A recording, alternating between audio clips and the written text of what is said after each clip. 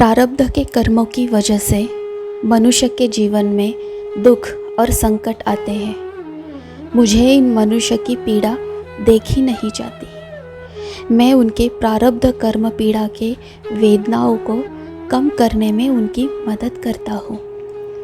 वेदना में जो अश्रु बहते हैं वह आत्मशुद्धिकरण का कार्य करते हैं, और जब मनुष्य का आत्मशुद्धिकरण होता है तब मैं उन पर उचित कृपा करता हूँ। मनुष्य की मनोकामना पूर्ति करना यह भी मेरे अवतार कार्य का एक भाग है। लेकिन यह मनुष्य तो मनुष्य ही रहेंगे, कभी नहीं सुधरेंगे। जब भगवान की कृपा होती है तो उन्हें अभिमान आ जाता है। परोपकार भी करते हैं तो उनका भी दिखावा करते हैं।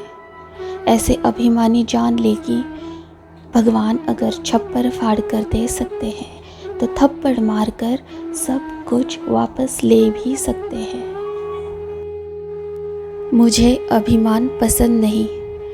रहन सादा, सच्चे हृदय से निर्मित अच्छे और पवित्र सोच विचार, निस्वार्थ भाव, यही मेरी सच्ची भक्ति के लक्षण हैं।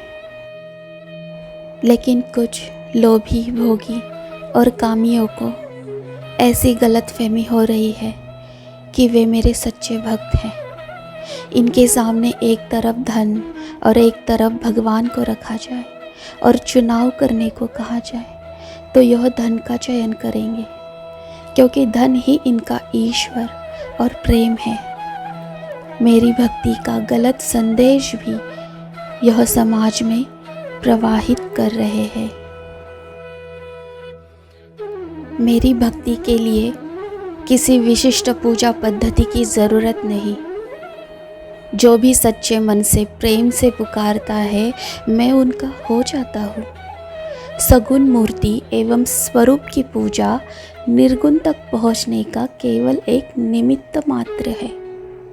जो भी श्रद्धा विश्वास के साथ करोगे पर्याप्त है। मन सच्चा होना चाहिए। भगवान गुण और कर्म देखते हैं। मुझ में समर्पित मन को भक्ति राह पर आगे बढ़ने का मार्गदर्शन मैं स्वयं करता हूँ।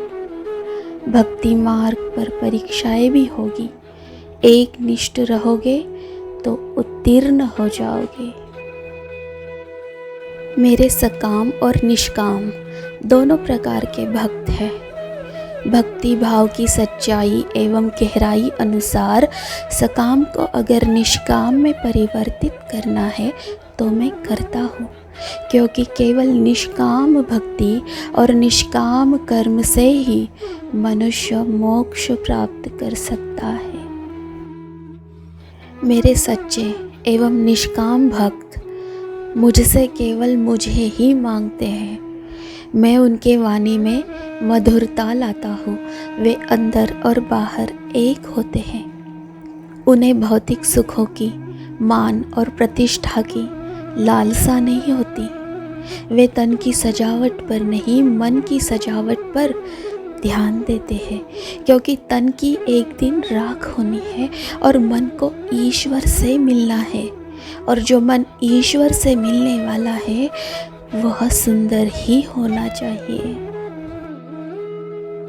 और जो कहते हैं भगवान हमारी सुनते नहीं हैं, वे सच्ची भक्ति और सच्चा प्रेम करते ही नहीं हैं, क्योंकि भगवान की इच्छा में ही खुश और उनके दिए जीवन को धन्यवाद कहकर संतुष्ट रहना, यही भगवान की सच्ची भक्ति एवं सच्चा प्रेम है। क्योंकि सच्ची भक्ति एवं सच्चा प्रेम निस्वार्थ होता है। इसीलिए कर्म करो लेकिन फल की आशा त्यागो। निस्वार्थ प्रेम और भक्ति के लिए मन से जागो। तुम्हारी, तुम्हारे घर और परिवार की रक्षा वे करेंगे।